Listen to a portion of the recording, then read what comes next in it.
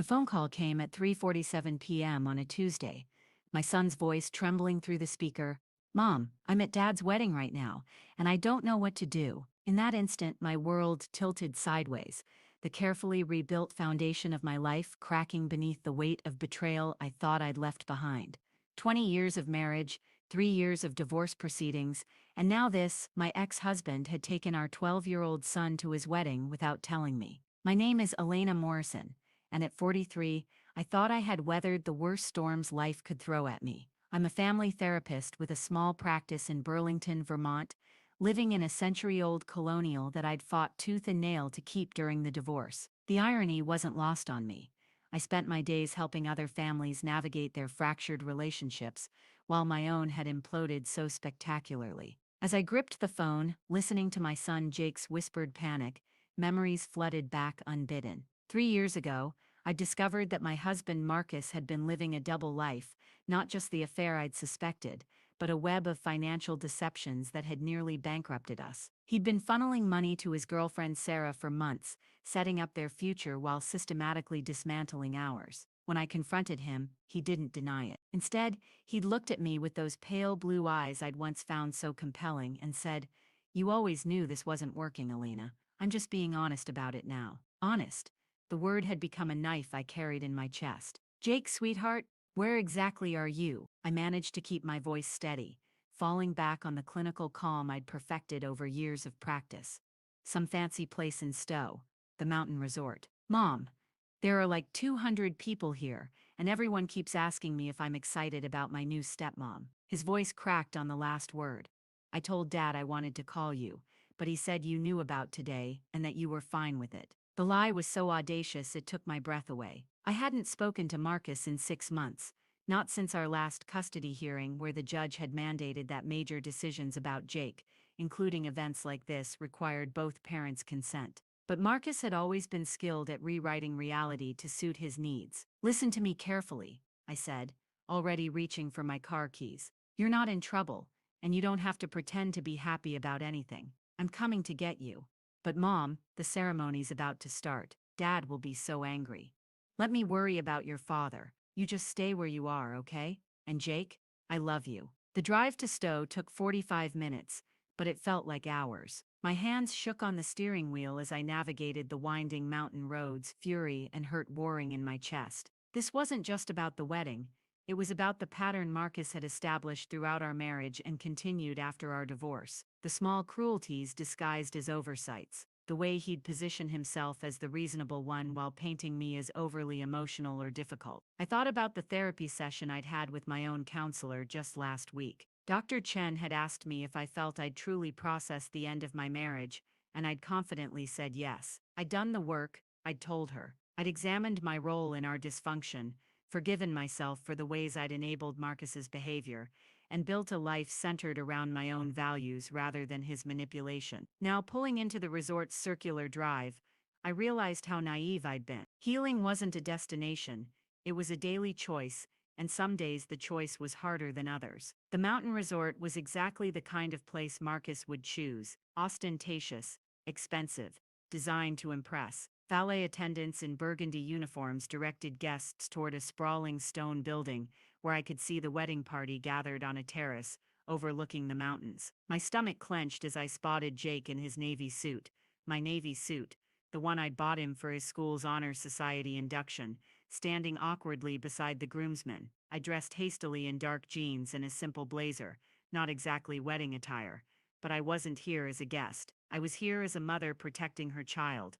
The lobby was filled with people I recognized from our old life: Marcus's colleagues from the law firm, neighbors from the suburban neighborhood where we'd once lived, family friends who had chosen sides during the divorce. Their eyes followed me as I walked toward the terrace, whispers trailing in my wake. I held my head high, drawing on every technique I'd learned for managing anxiety and shame. Outside, the ceremony was beginning. Marcus stood at an altar decorated with white roses and baby's breath, resplendent in a charcoal gray tuxedo that probably cost more than my monthly mortgage payment. Sarah beside him was stunning in a way that felt weaponized, the kind of beauty that announced itself as superior to whatever came before. Her dress was sleek and modern, her smile bright and confident as she surveyed her kingdom. I spotted Jake immediately, standing with the other groomsmen but separate somehow, like he was attending a play he didn't understand. When he saw me approaching, relief flooded his face, followed quickly by worry. The officiant, a friend of Marcus's from law school,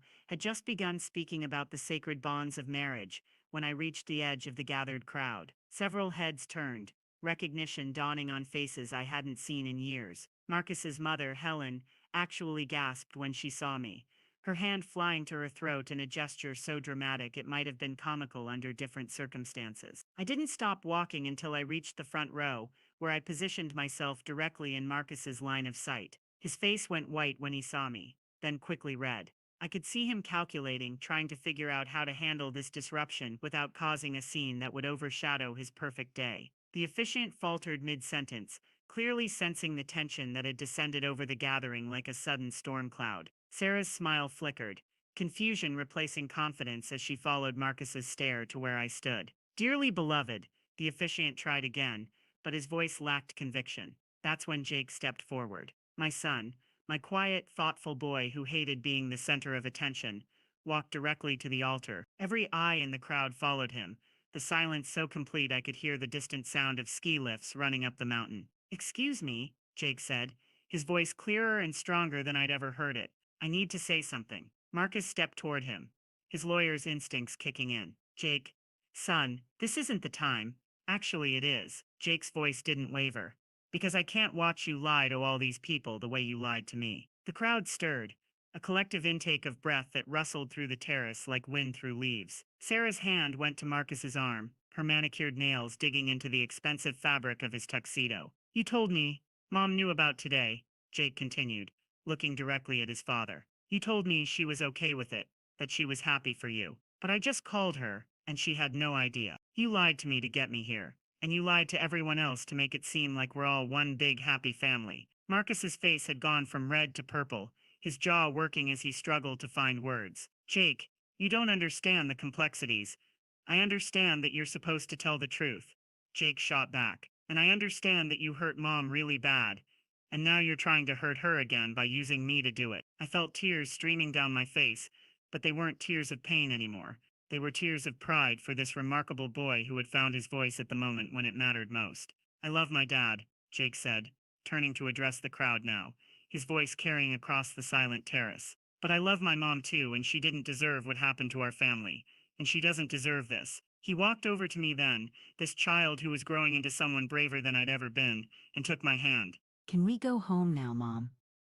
The crowd erupted into whispers and shuffling feet. Some guests were already reaching for purses and car keys, clearly uncomfortable with the drama they'd inadvertently witnessed. Sarah was crying now, her perfect makeup running in black rivulets down her cheeks, as she realized her fairy tale wedding had become something else entirely. Marcus stood frozen at the altar, his carefully constructed narrative crumbling around him like a house of cards in a strong wind. For just a moment, I almost felt sorry for him. "Almost. Yes," I told Jake, squeezing his hand.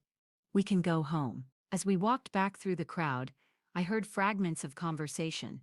I had no idea, that poor woman. How could he not tell her? The truth was spreading like ripples in a pond, and for once Marcus wouldn't be able to control the narrative. We'd almost reached the lobby when I heard Sarah's voice, high and desperate. "Marcus, are we still? What do we do now?" I didn't turn around to see his answer. It wasn't my story anymore. The drive home was quiet at first. Jake stared out the passenger window at the mountains, processing what had just happened. Finally, he spoke. "Are you mad at me? Mad at you?" I glanced over at him, this boy who had just shown more courage than most adults manage in a lifetime. "Jake, I am so proud of you I can barely find words." "I was scared," he admitted, "but I kept thinking about what you always tell me about standing up for what's right, even when it's hard. I had to pull over then, overcome by the weight of everything, the betrayal, the hurt, but most of all, the fierce love and pride I felt for my son." We sat in the car by the side of the mountain road, and I told him everything I should have told him years ago about his father and me, about love and disappointment, and the difference between the two. The next few days brought a flurry of phone calls. Some were from people I'd thought I'd lost during the divorce, reaching out to express their support and disgust at Marcus's behavior. Others were from family members offering comfort and solidarity. Even my former mother-in-law Helen called, tearfully apologizing for her son's actions and asking if she could still maintain a relationship with Jake. The story spread through our small community with the speed of gossip, but for once, I wasn't the villain in the narrative. Marcus's reputation, carefully cultivated over decades of legal practice and social climbing, took a hit from which it would likely never fully recover. Not because I'd sought revenge, but because the truth had finally had its moment in the sun. Marcus himself called once, 3 days after the wedding that wasn't. His voice was smaller than I remembered, deflated. "Elena, I want to apologize. What happened at the wedding? It got out of hand." "What happened at the wedding?" I said calmly. "Was that our son told the truth. The same truth I've been telling for 3 years, but no one wanted to listen." There was a long pause. "I never meant for things to go this far." "You never meant to get caught," I corrected. "There's a difference." He was quiet for so long I thought he might have hung up. Finally, "What happens now?" "Now you live with the consequences of your choices," I said. "Just like the rest of us." 6 months later, I'm sitting in my kitchen on a Saturday morning, watching Jake practice guitar in the living room. Sunlight streams through the windows I've finally replaced, the ones with the broken seals that Marcus always said we couldn't afford to fix. The house feels different now, lighter somehow, as if releasing the last of the anger and resentment had allowed fresh air to circulate through rooms that had been holding their breath for years. My therapy practice has grown. Word of mouth in a small town works both ways, and apparently surviving public humiliation with grace is good advertising for a family counselor. I've had to hire an associate and expand my office space. More importantly, I've been able to help other women navigate their own stories of betrayal and recovery, offering them something I wish I'd had during my darkest days: the assurance that survival is possible,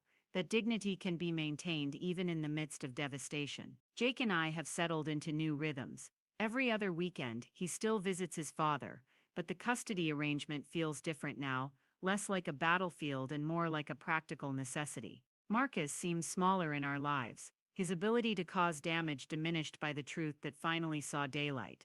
I've started dating again, tentatively. Nothing serious yet, but I'm no longer afraid of letting someone see who I am beneath the careful defenses I'd built. Dr. Chen calls it integration, the process of becoming whole again after being broken apart. Sometimes I think about that day at the wedding, about the moment Jake stepped forward and spoke his truth. I realize now that it wasn't really about revenge or justice in any dramatic sense. It was about a 12-year-old boy who had learned to value honesty over loyalty to lies, who had chosen courage over comfort. The wedding that never was became something more important than any ceremony could have been. It became the day my son and I both learned that sometimes the most powerful thing you can do is simply tell the truth and let it do what truth does best: shine light into dark places and make lies impossible to sustain. I keep a photo on my desk now, not of the wedding, of course, but of Jake and me taken a few weeks later on a hiking trail near our house. We're both smiling, genuine smiles that reach our eyes, and behind us the mountains stretch toward a sky full of possibilities. We look like people who have been through something difficult and emerged not unscathed but unbroken. That's the thing about healing, I've learned. It's not about forgetting or forgiving or even moving on. It's about integration, about taking the broken pieces of your story and arranging them into something that makes sense, something you can live with, something that might even make you stronger. The betrayal will always be part of my history, but it's no longer the defining chapter. That honor belongs to what came after: the slow, deliberate work of rebuilding a life based on truth rather than comfortable lies, on authentic connection rather than performance, on the quiet courage it takes to keep showing up as yourself, even when the world seems determined to make you into someone else. Jake still practices guitar every Saturday morning, and I still sit in the kitchen with my coffee and listen. But now when I look at him, I don't just see my son. I see someone who taught me that sometimes the most radical thing you can do is speak truth to power, even when the power in question is your own father standing at an altar full of lies. The mountains outside my window haven't changed, but everything else has, and that, I've come to understand, is exactly as it should be.